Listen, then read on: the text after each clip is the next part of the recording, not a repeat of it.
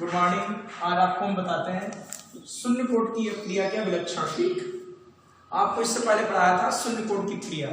आज आपको पढ़ाएंगे शून्य कोट की क्रिया के विलक्षण। ठीक, तो इसके निम्न विलक्षण है, इसके निम्न अभिलक्षण है।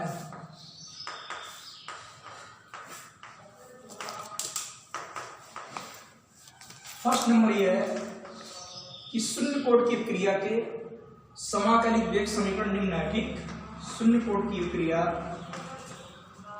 शून्य कोट की अभिक्रिया का समाकलित वेग समीकरण निम्न है। ठीक, क्या आपने पढ़ा था? के बराबर एक्स अपान टी निगमन से आपका आया था। ठीक, यह पढ़ा था ए और ब्रैकेट में ए माइनस एक्स अपान टी, ये क्या थी? प्रारंभिक सांद्रता। तो लिख सकते थे आर, यहां पर 0, ये आर और यहां पर टी। ठीक, ये प्रारंभिक सांद्रता विकारक थी और ये टी समय पश्चात सांद्रता अपान टी। ठीक, इस शून्य कोट की क्रिया का समाकलित वेग समीकरण आपने पढ़ा था। ठीक, जहां आर एक्टिव मास ऑफ 0, अभिकारक की प्रारंभिक सांद्रता, अभिकारक की प्रारंभिक सांद्रता और आर टी क्या है? टी समय पश्चात, टी समय बाद अभिकारक की सांद्रता,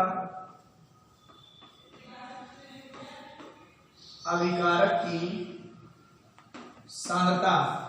ठीक है, और के बराबर क्या है? वेग स्थिरांक, वही शून्य कोट की क्रिया का वेग स्थिरांक। ये फर्स्ट नंबर अभिलक्षण हो गया। सेकंड नंबर अभिलक्षण देखिए, ग्राफ से समझिए कि इसमें क्या है। ये ग्राफ बनाते हैं आपका हम, यहां पर क्रिया का वेग है dx अपान dt लिख दीजिए, या लिख दीजिए क्रिया का वेग।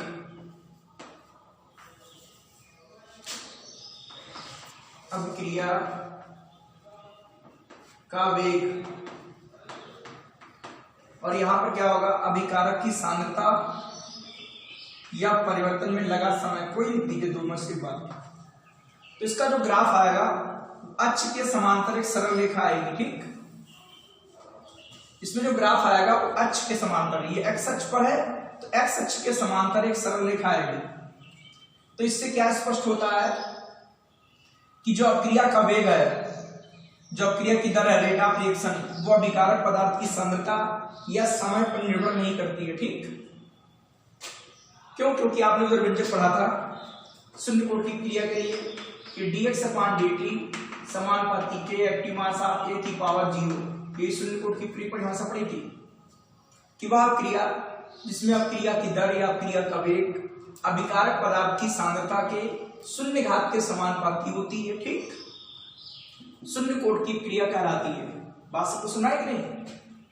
इसीलिए तो जो अक्रिया की दर है या क्रिया का वेग है अभिकारक पदार्थ की सांद्रता पर निर्भर नहीं करती है। अभिकारक पदार्थ की सांद्रता बढ़ाते जा रहे हैं, लेकिन अक्रिया का वेग वही है, स्थिर है। ठीक है, जैसे आपको कोई मान 4 आ गया तो आपका परमानेंट यहां पर देखेंगे तो भी 4 है, यहां पर देखेंगे तो भी 4 है, यहां देखेंगे तो भी 4 है। ठीक, लेकिन अभिकारक सांद्रता बढ़ाते जा रहे हैं या समय बढ़ाते जा रहे हैं, लेकिन अब क्रिया का वेग आपका परिवर्तित नहीं हो रहा। ठीक, तो इस ग्राफ से यह स्पष्ट हो जाता है कि जो अक्रिया का वेग है वो अभिकारक पदार्थ की सांद्रता या समय पर निर्भर नहीं करता है। ठीक, तो आपने पहला पॉइंट नोट कर लिया होगा। अब दूसरा पॉइंट देखिए, तो सेकंड नंबर लिखेंगे आप लोग, सेकंड नंबर, फिर इसका ग्राफ बनाएंगे, या एक साइड में आप ग्राफ बना लीजिए, एक साइड में लिख लीजिए। तो इसमें क्या लिखेंगे बताओ? इस शून्य कोट की क्रिया में अभिकारक पदार्थ की सांद्रता परिवर्तित करने पर क्या होता है बताओ? अब क्रिया का वेग परिवर्तित नहीं होता है। ठीक, ध्यान दीजिए। अभी पहले भाई इसकी सांद्रता परिवर्तित कर देंगे तो अब क्रिया का वेग परिवर्तित नहीं होगा। ठीक, इसका मतलब हो गया कि यदि हम क्या करें, कि एक्स अक्ष पर समय या सांद्रता ले लें और वाई अक्ष पर क्रिया का वेग ले लें और एक ग्राफ खींचे, तो सांद्रता अक्ष या समय अक्ष के समांतर एक सरल रेखा प्राप्त होती थी। तो इससे स्पष्ट हो जाता है कि अब क्रिया का जो वेग आएगा वो सांद्रता या समय पर निर्भर नहीं करता। ठीक, तो दूसरा पॉइंट अभी आपको ग्राफ के द्वारा समझाया था, इधर हमने लिख दिया है, आप एक साइड में लिख देना, उसके एक साइड में ग्राफ बना देना। ठीक, कि शून्य कोण की क्रिया के वेग और अभिकारक की सांद्रता या समय के मध्य खींचा गया ग्राफ, जो ग्राफ खींचा गया है ये सांद्रता अक्ष या समय अक्ष के सरल रेखा है। ठीक, यह एक सरल रेखा प्राप्त होती है जो सांद्रता अक्ष या समय अक्ष के समांतर है। तो इससे सिद्ध होता है कि जो क्रिया का वेग है वो अभिकारक पदार्थ की सांद्रता और इसमें जो लगा समय क्रिया होने में, ठीक, तो उस पर निर्भर नहीं करता। ठीक, यह आपका दूसरा पॉइंट हो गया। कौन सा पॉइंट आपका दूसरा? कि शून्य कोण की क्रिया के वेग और अभिकारक की सांद्रता या समय के मध्य हम ग्राफ खींच रहे हैं तो एक सरल रेखा प्राप्त होती है जो सांद्रता या समय अक्ष के समांतर होती है। तो इससे बात हमारी स्पष्ट हो जाएगी। या आप इससे ध्यान रखो कि dx/dt या रेट ऑफ रिएक्शन जो है अभिकारक पदार्थ की सांद्रता पर निर्भर नहीं करती है, इसीलिए इसका मान अगर यहाँ पर 5 है तो हर जगह पर 5 रहेगा। ठीक, लेकिन सांद्रता या समय बढ़ता जा रहा है। अब इसका तीसरा पॉइंट देखो। तीसरा पॉइंट है कि शून्य कोण की क्रिया का जो अर्धायुकाल है वो अभिकारक पदार्थ की प्रारंभिक सांद्रता पर निर्भर करता है कि नहीं करता है, वो आपको इस सूत्र से पता चलेगा। बताओ के बराबर क्या पढ़ा? x/t, और यहां लिखेंगे यदि t बराबर आपका t हाफ हो रहा है। ठीक, t बराबर क्या हो रहा है? t बराबर t हाफ। t हाफ क्या है? अर्धायुकाल। अर्धायुकाल क्या होता है? अर्ध आयु क्या होती है, पहले ध्यान दीजिए। ठीक है, कि किसी पदार्थ की आधी मात्रा विकसित होने में जो समय लगता है उसे बोलते हैं अर्धायु, इसीलिए इसे लिखते हैं टी हाफ, मतलब आधा जीवन। ठीक, तो इसी प्रकार ये कि अब क्रिया को आधी क्रिया पूर्ण होने में जितने समय लगता है उसे बोलते हैं क्या? अर्धायु काल। ठीक, तो टी बराबर यदि टी हाफ हो रहा है तो यहां पर x बराबर क्या आएगा? a/2 आएगा कि नहीं?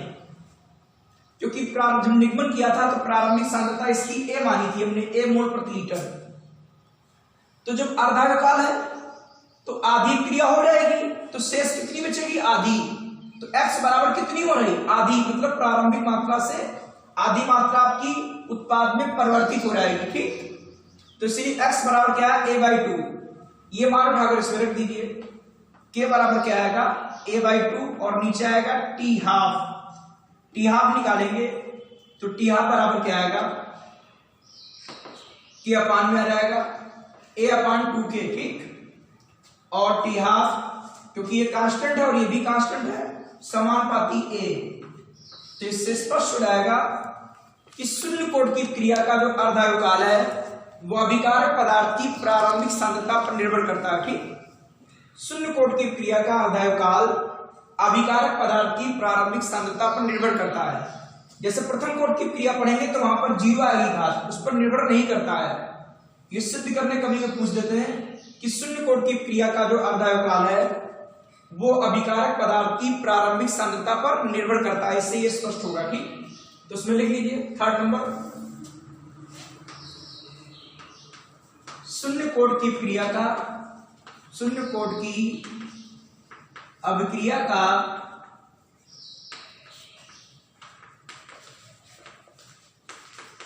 अर्ध आयुकाल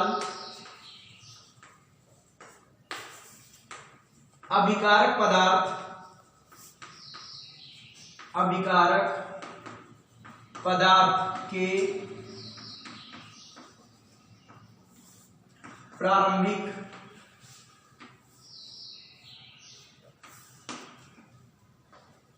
शून्य कोण की क्रिया का अर्धायुकाल अभिकारक पदार्थ के प्रारंभिक सांद्रण पर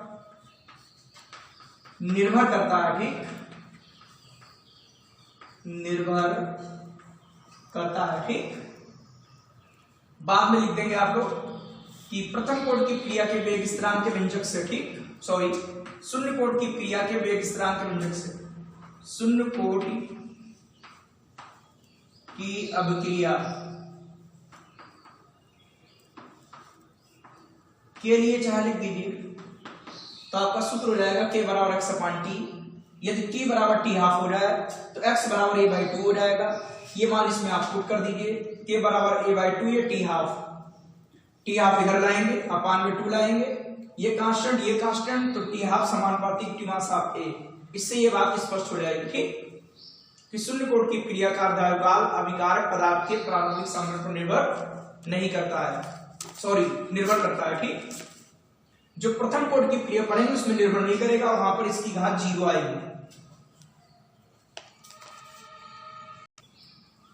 चौथा नंबर देखिए कि शून्य कोट की क्रिया को, शून्य कोट की अभिक्रिया को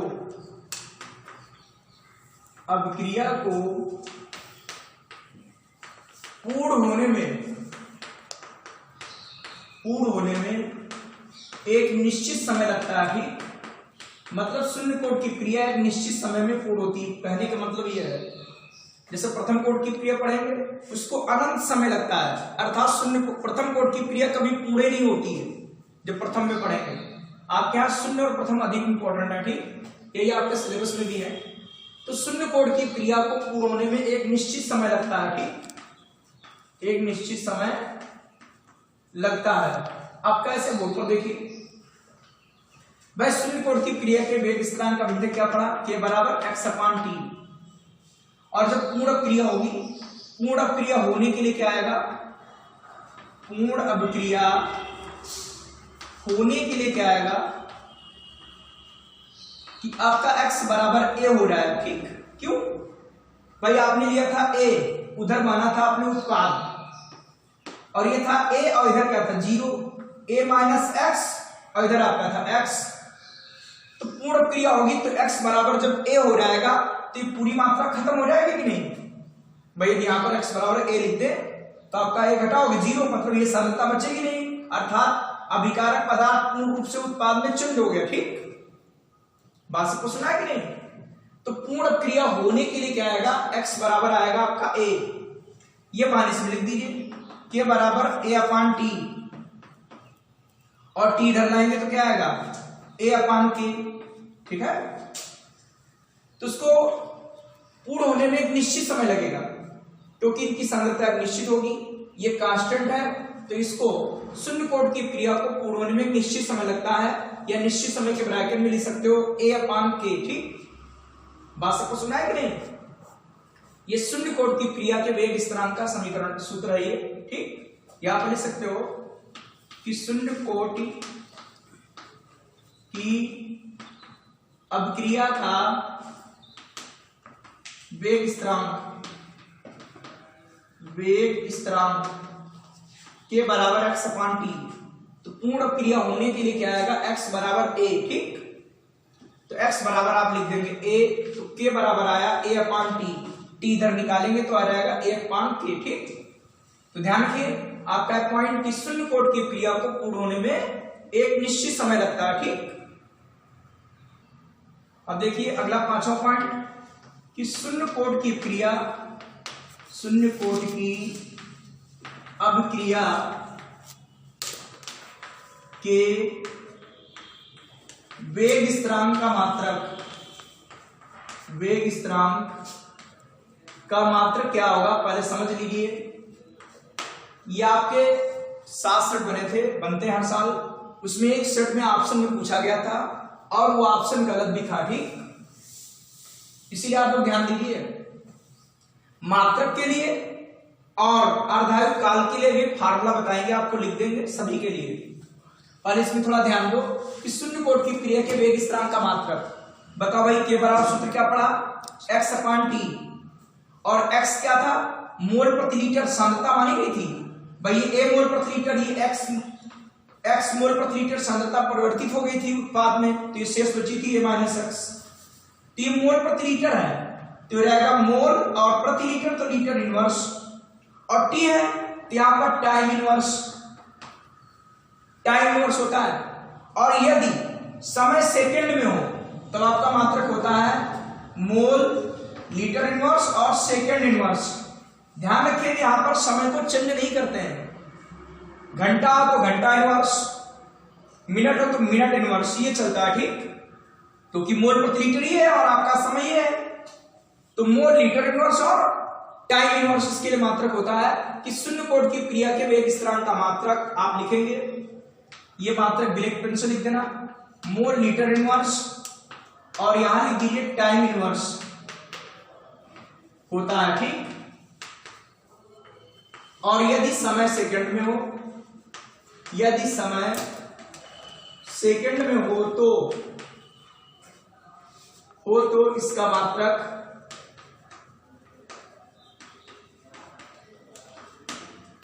मात्रक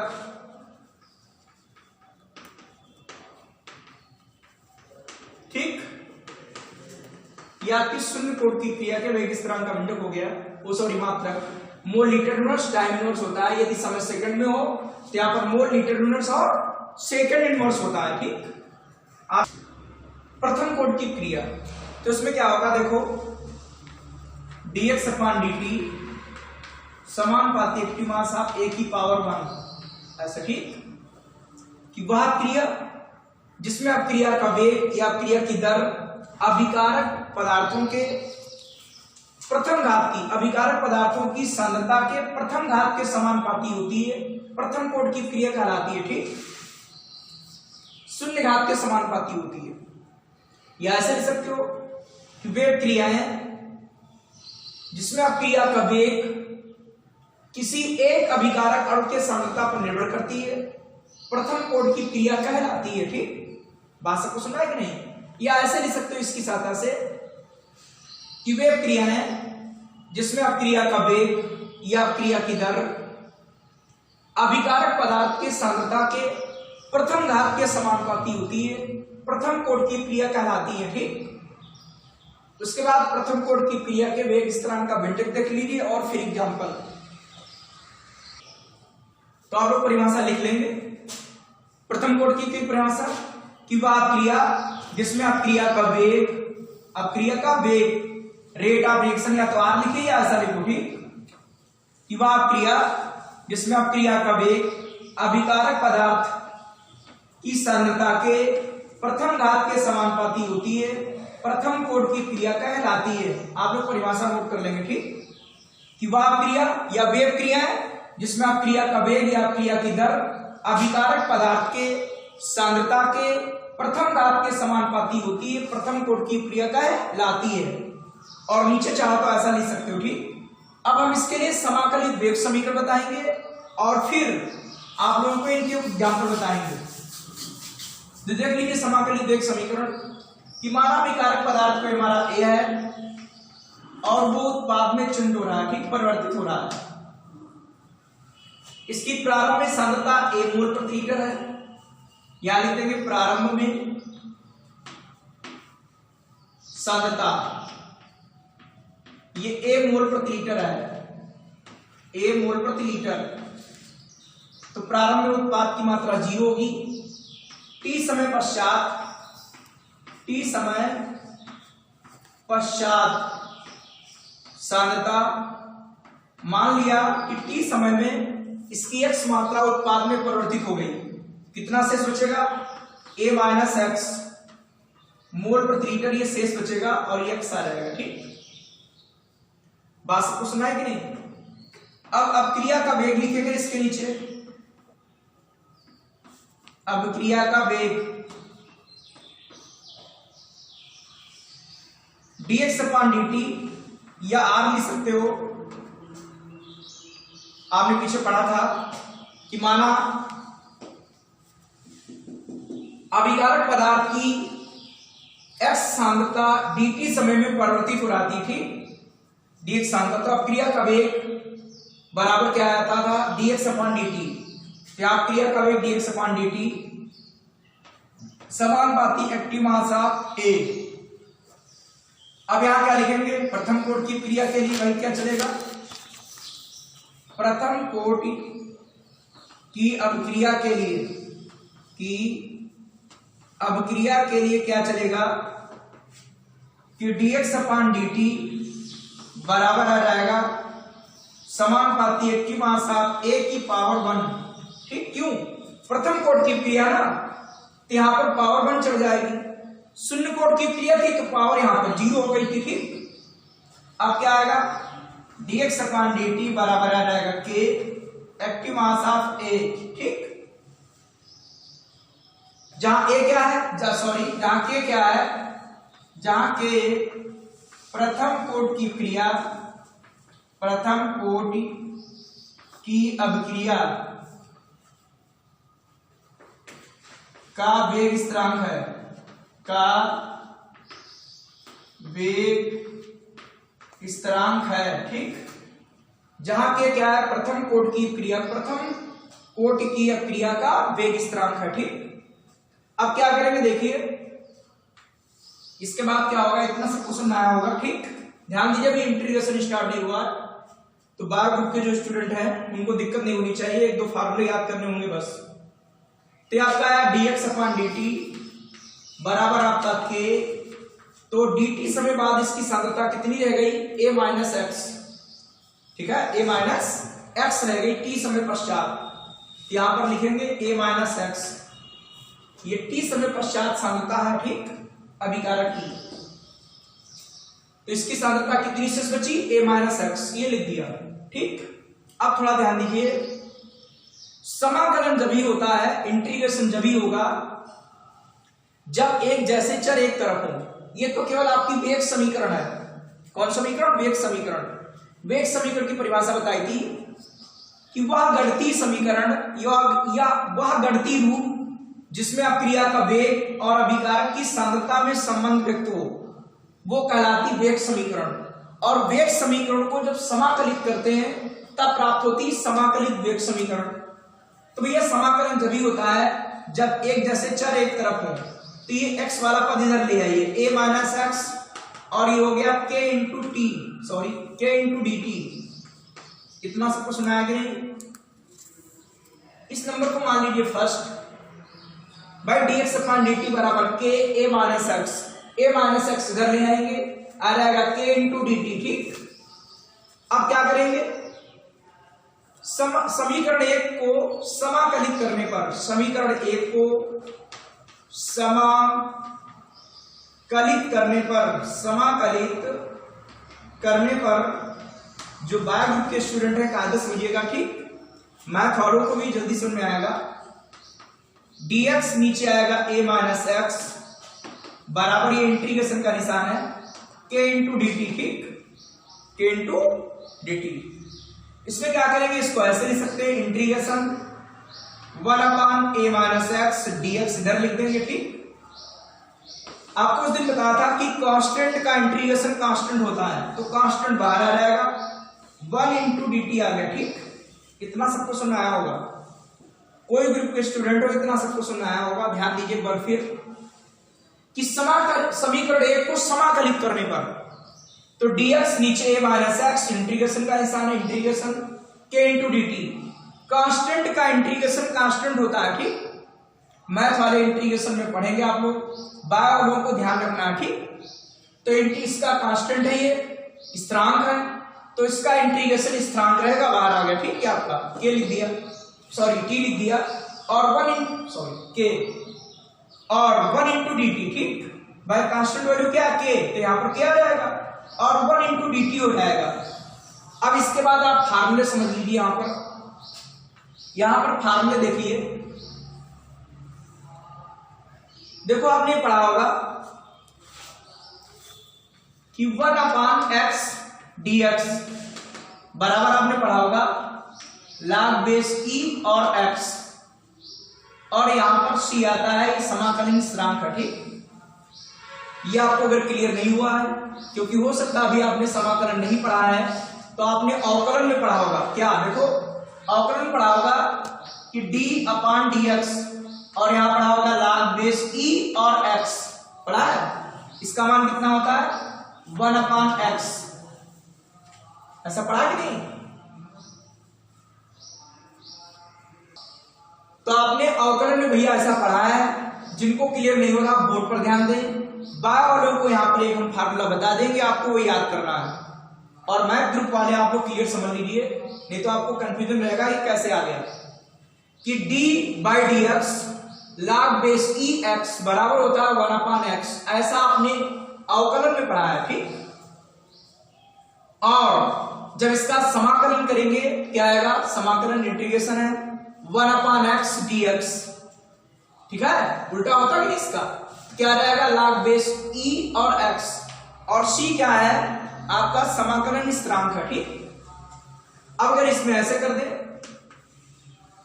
कि यहां पर कर दे x माइनस ए dx, तो बराबर क्या आता है बोलो, log बेस e और क्या आएगा x माइनस ए और c, ठीक।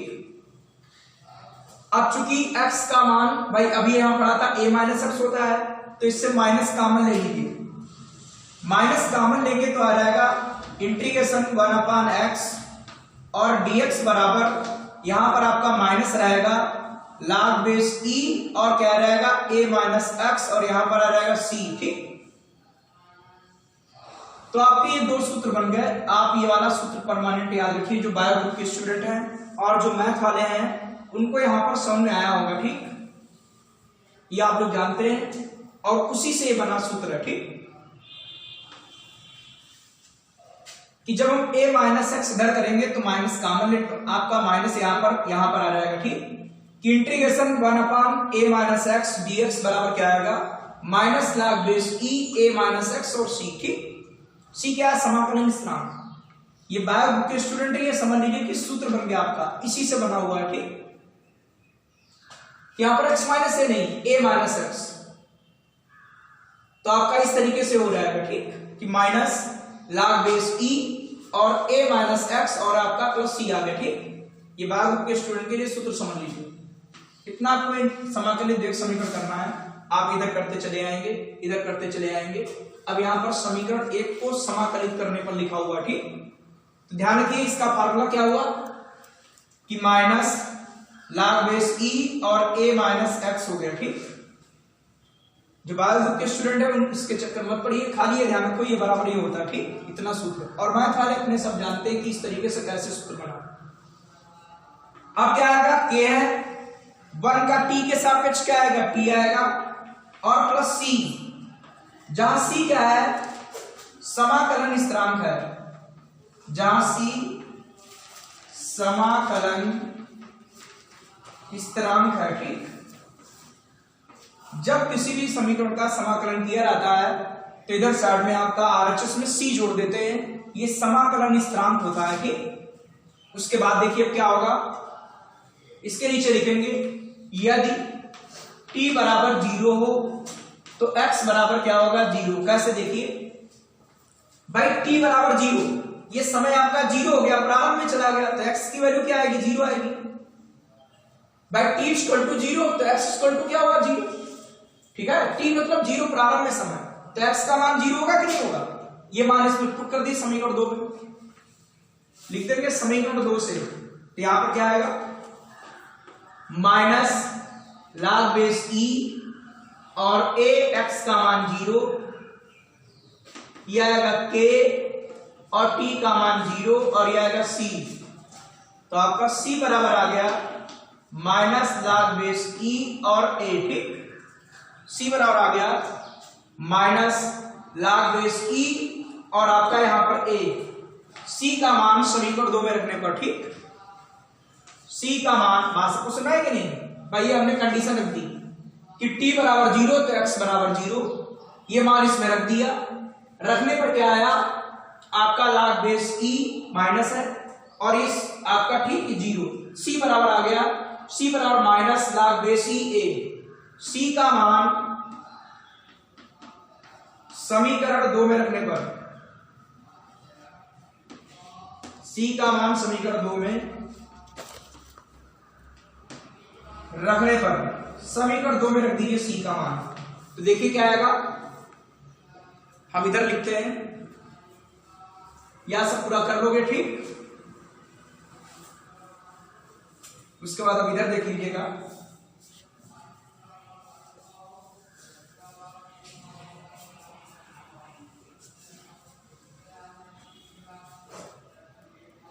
सी का मान समीकरण 2 में रख लेंगे। समीकरण 2 ये है माइनस log बेस ई ए माइनस एक्स बराबर आएगा के टी और सी के स्थान पर क्या आएगा माइनस, तो माइनस हो जाएगा भाई, प्लस माइनस गुणा माइनस हो जाएगी, माइनस log बेस ई और आएगा ए, इसको इधर लाएंगे प्लस हो जाएगा, पक्षांतर करने पर निशान चेंज, माइनस log बेस ई ए माइनस एक्स बराबर होता है के टी। ठीक, अब आपने log में फार्मूले पढ़े हैं कि log a minus log b बराबर आपका है log a बाई बी। ठीक, log a बाई बी, ऐसे आपने log में फार्मूले पढ़े होंगे। ठीक, तो देखो आपने फार्मूला पढ़ा कि log a minus log b बराबर log a अपान b। ठीक, बेस ई लिखो तो यहां भी ई होगा, ई होगा, 10 लिखो 10 10 होगा, क्योंकि 10 आपका सामान्य लघुगणक है, तो सामान्य लघुगणक में आप लिखिए या ना लिखो कोई दिक्कत नहीं। यहाँ क्या आएगा log बेस ई और यह आ जाएगा ऊपर a, नीचे आ जाएगा a माइनस एक्स। ठीक है, देखो भाई ये हो गया a और ये क्या हो गया b, क्या है log a अपान b और बराबर क्या लिखा है के टी, और जो आप इससे निकालेंगे k बराबर तो आ जाएगा 1 अपान टी log बेस ई और क्या आएगा a, नीचे आएगा a माइनस एक्स, कि k बराबर 1 अपान टी हो जाएगा log बेस ई और नीचे ऊपर आपका a, नीचे आएगा a माइनस एक्स। अब यहां पर ध्यान दीजिए, आपका जो log बेस ई है इसको सामान्य लघुगणक में चिन्ह करेंगे। log बेस ई बराबर होता है 2.303 और log बेस 10, और 10 लिखो चाहे लिखो, क्योंकि ये कहलाता है सामान्य लघुगणक। ये मान आपको याद करना है कि log बेस ई बराबर होता है 2.303 log बेस 10, तो यहां पर आपका आ जाएगा k बराबर 2.303 अपान क्या आ जाएगा t log बेस 10, ऊपर आ जाएगा a और a माइनस एक्स। ये बेस 10 आप लिखिए या ना लिखिए, क्योंकि यही सामान्य लघुगणक है आपको। ठीक, तो आपका log बेस e बराबर हो गया 2.303 log बेस 10, तो यहां पर आप लिख देंगे इसके स्थान पर ये मान 2.303 और log बेस 10 हो जाएगा। ये आ गया प्रथम कोटि की क्रिया के वेग स्थिरांक का समीकरण। ठीक, या इसे बोलते हैं प्रथम कोटि की क्रिया का समाकलित वेग समीकरण, इसे ही कहते हैं। ठीक, प्रथम कोटि की क्रिया का समाकलित वेग समीकरण कहते हैं। ठीक, इसको आप इस रूप में लिख सकते हैं। अब इसके अभिलक्षण में कई रूप पढ़ेंगे, अभिलक्षण के बाद आप लोग इसके बाद ये लिख सकते हो चाहे के बराबर 2.303 अपान टी log बेस 10, ये क्या है प्रारंभिक सांद्रता, और ये क्या है टी समय बाद शेष बची सांद्रता, ऐसे भी लिख सकते हो। ठीक, इस तरीके से या इस तरीके से लिख सकते हो। नीचे लिख देना यह प्रथम कोटि की क्रिया का समाकलित वेग समीकरण है, यह प्रथम कोटि की क्रिया का समाकलित वेग समीकरण है। ठीक, आप लोग इसे ध्यान दीजिए। अब देखिए इसमें कितने सूत्र लगे हैं, कितने सूत्र लगे आपके, एक सूत्र ये हुआ कि 1 अपान a माइनस एक्स dx बराबर, आप याद रखिए जो बायो ग्रुप के स्टूडेंट हैं, log बेस e और क्या था a माइनस एक्स और क्या था c, एक फार्मूला आपका ये लगा। ठीक है, ये आप लोग ध्यान रखना। ठीक, और एक याद रखो 1 इंटू dt है तो यहां पर t आएगा और प्लस c होता है। ठीक, कि 1 का t के सापेक्ष करेंगे t आएगा, x के सापेक्ष करोगे x आएगा। ठीक, ये फार्मूले आपके लगे हुए हैं, और एक आपका ये फार्मूला लगा आपके प्रथम कोटि की क्रिया के वेग स्थिरांक का व्यंजक का निगमन हो जाता है। ठीक, इस प्रकार बात सबको सुनाई होगी कि भाई ये वाला मान हमने समीकरण 2 में रख दिया था, समीकरण 2 में रखा ऐसा आ गया, इसको इधर ले आइए, आपका प्लस हो गया, ये आपका a और ये आपका b है, तो ये log का फार्मूला आपने पढ़ा है। ठीक, कि log a minus log b बराबर होगा log a बाई b, ये a हो गया अपान में b हो गया, और ये आपका kt है। ठीक, तो जब k बराबर निकालेंगे आएगा 1 अपान टी log बेस e और a और नीचे a माइनस एक्स। अब log बेस e हटाएंगे तो इतना मान रख देंगे, आपका k बराबर आ जाएगा 2.303 अपान टी log बेस 10 ऊपर a और नीचे a माइनस एक्स। और इसको व्यंजक को इस तरीके से लिख सकते हो ये अभिकारक की प्रारंभिक सांद्रता है और ये t समय पश्चात शेष बची सांद्रता। इसके नीचे लिख देना, यही प्रथम कोटि की क्रिया का समाकलित वेग समीकरण है। ठीक,